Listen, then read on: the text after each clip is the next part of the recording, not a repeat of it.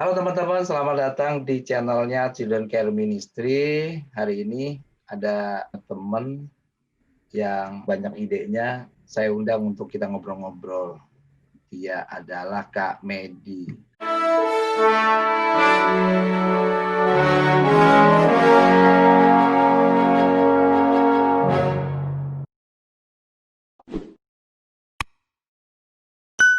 Apa kabar Kak Medi?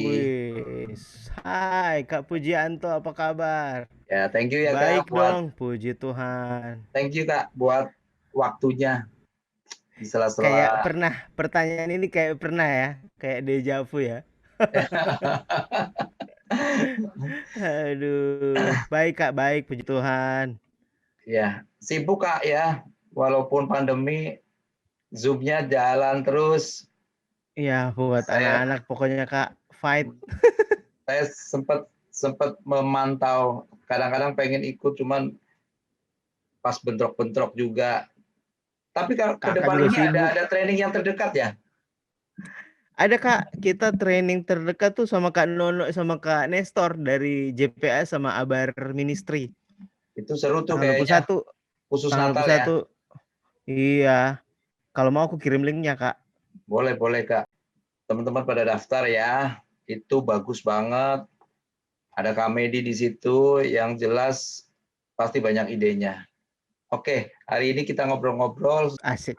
kenapa sih Kakak mau fokus di pelayanan anak? Saya kalau ditanya kenapa mau fokus, karena panggilan ya Kak. Jadi bener-bener yang, tahun 2000 saya mulai pelayanan anak itu tahun 2004, inget banget saya 2006 lulus S1 itu 2004. Jadi, semester ke-4 praktek Kak. Jadi kita harus praktek di satu gereja lokal, lalu kemudian mau nggak mau kita harus dapat nilai bagus Kak. Iya kan, jadi wah itu dan dikasihnya anak-anak sama gembala di situ. Dia bilang, aku ingat banget namanya Pak Torang. Pak Torang bilang, "Medi kamu urusin tuh anak-anak ya, kalau enggak nilai kamu nggak bagus," gitu. Jadi saya memulai pelayanan anak dengan ancaman Kak, dan agak terpaksa gitu.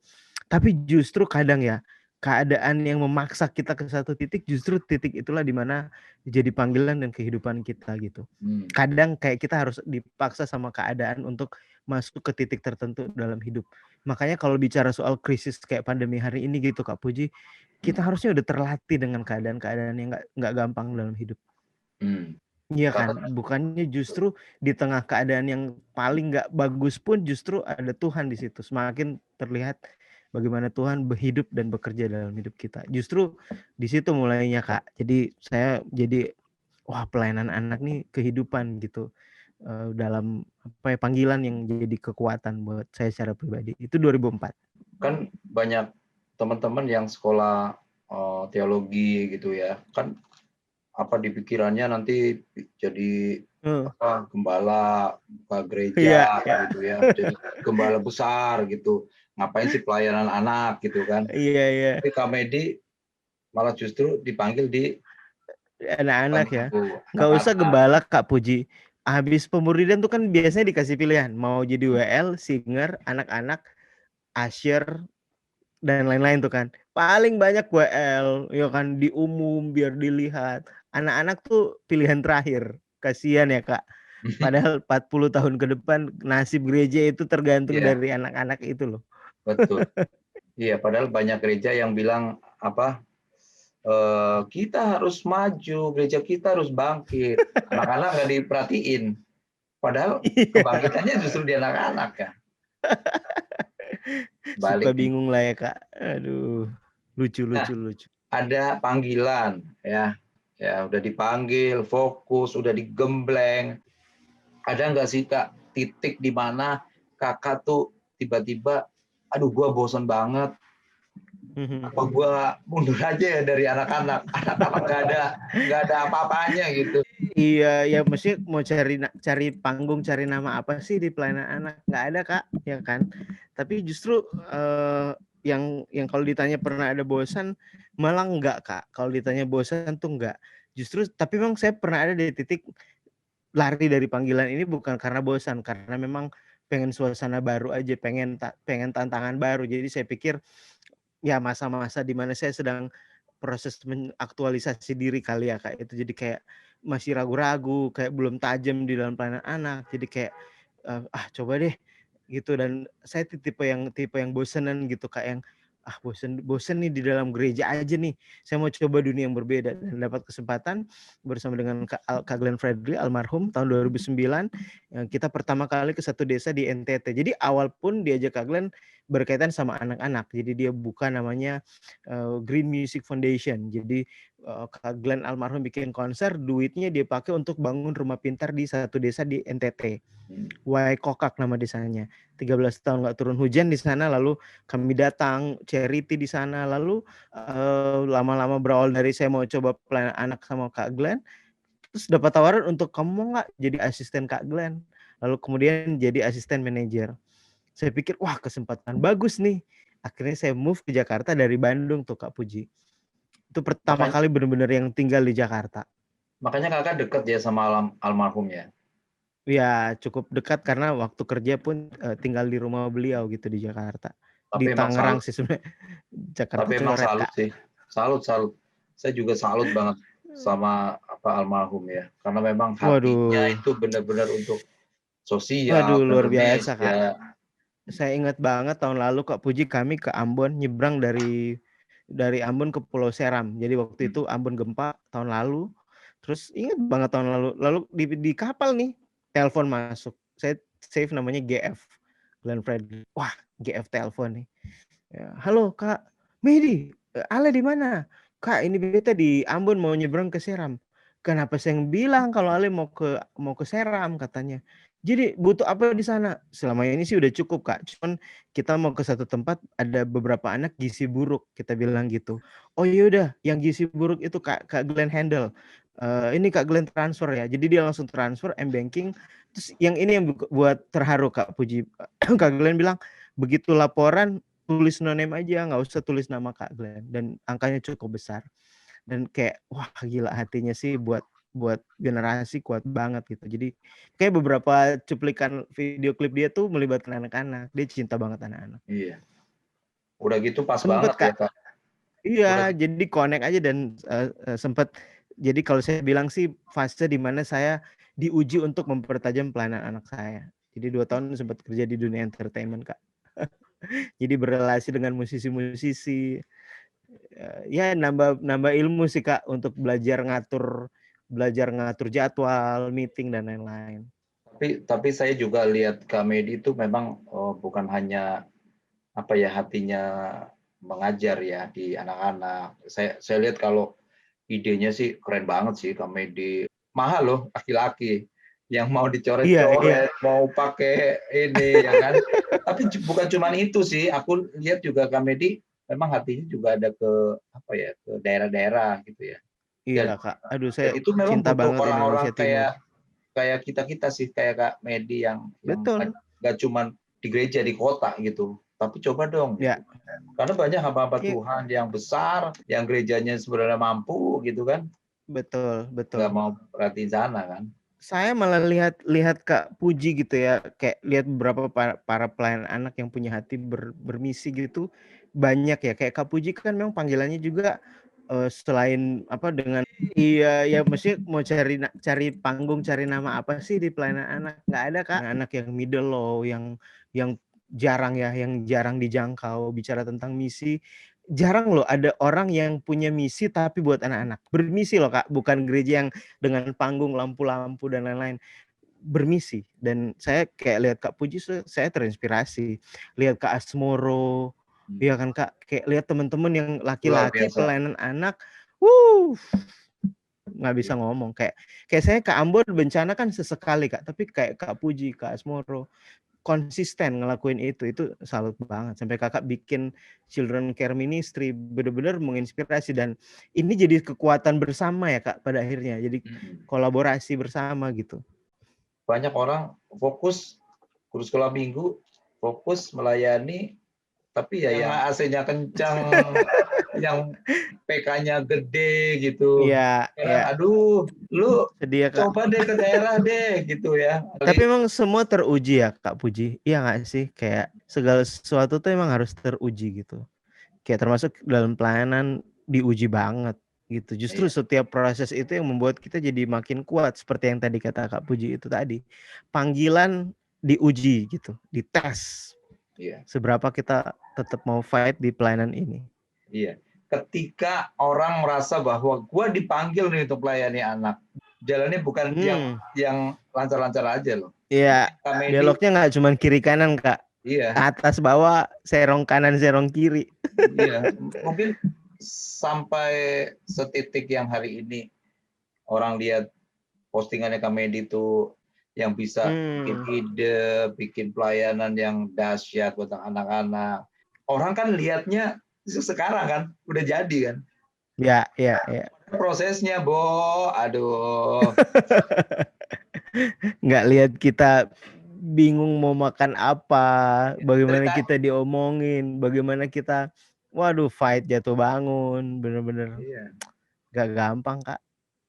Tapi kita tekun, jadi kayak dari awal dulu inget banget tuh awal-awal pelayanan anak, nemenin anak ke toilet, jadi usher, bener-bener yang pimpin small group 2 anak.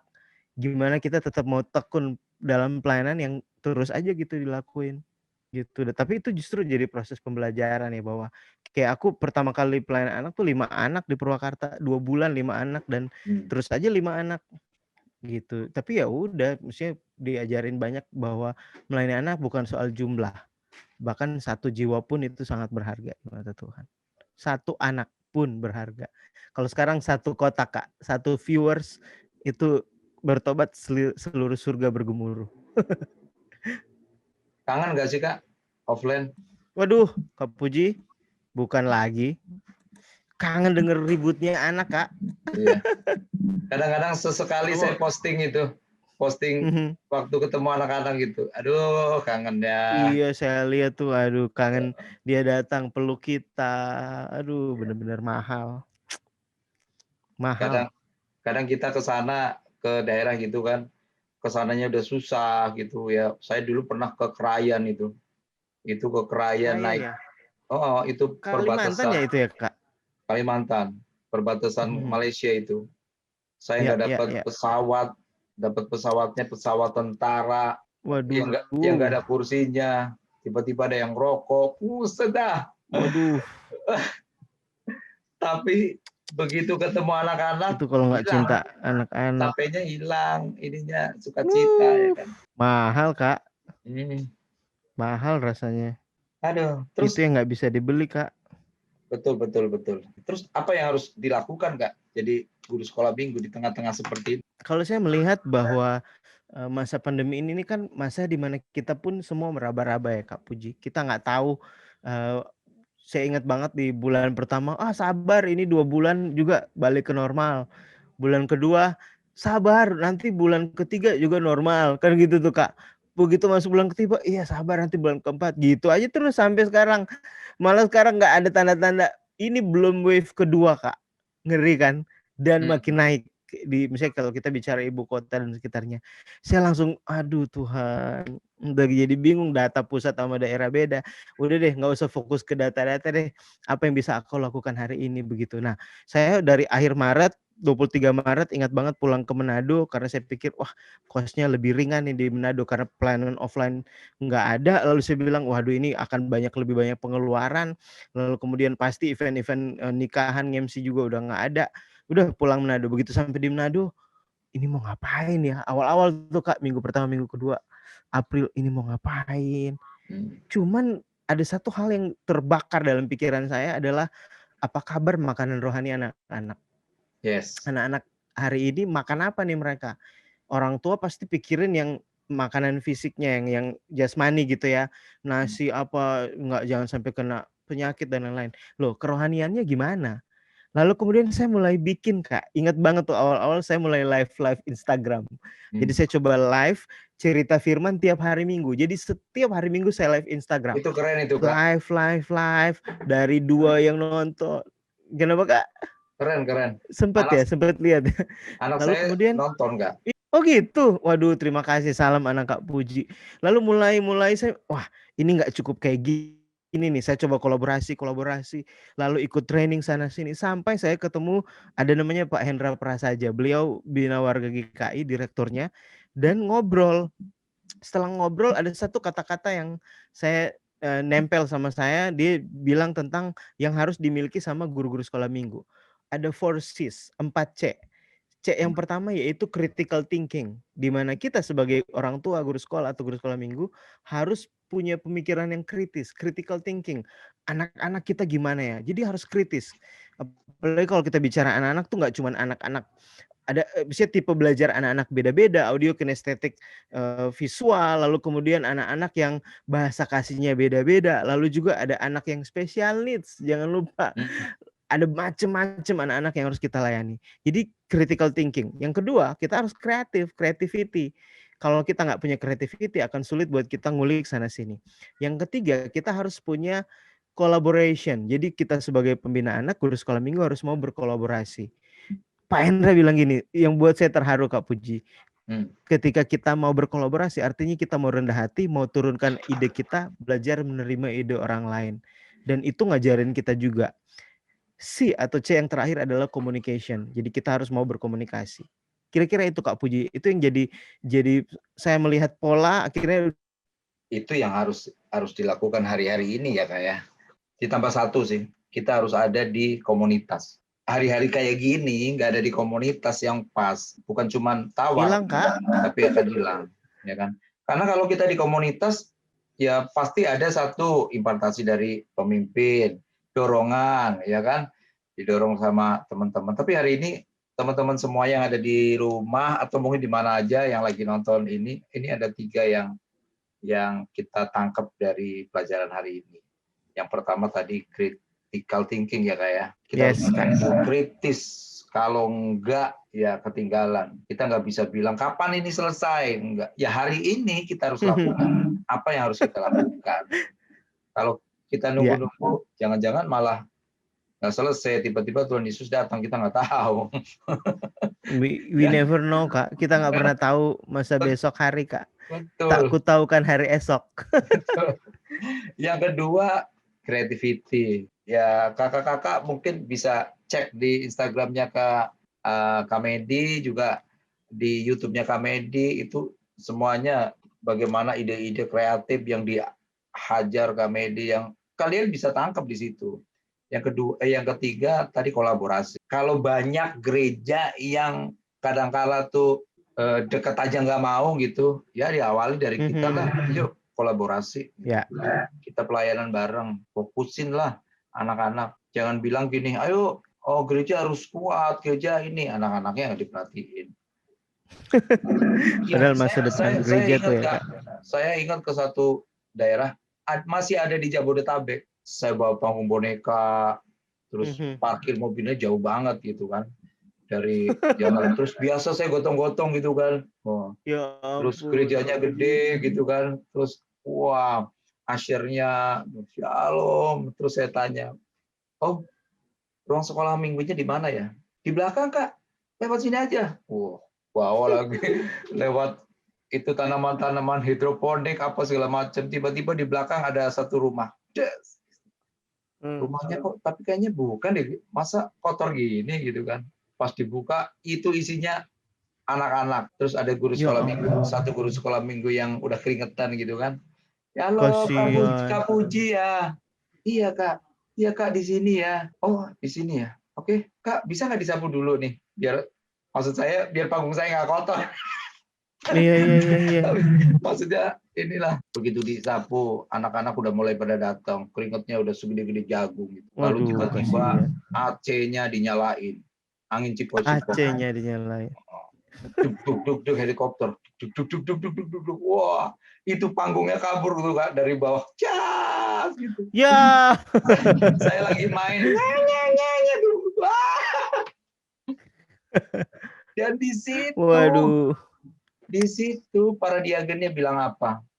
Kak Puji doain ya, biar anak-anak ini tetap kuat, anak-anak ini menjadi generasi yang kuat. Saya bilang dalam hati, ini ditaruhnya di gini, jadi generasi yang kuat gimana sih?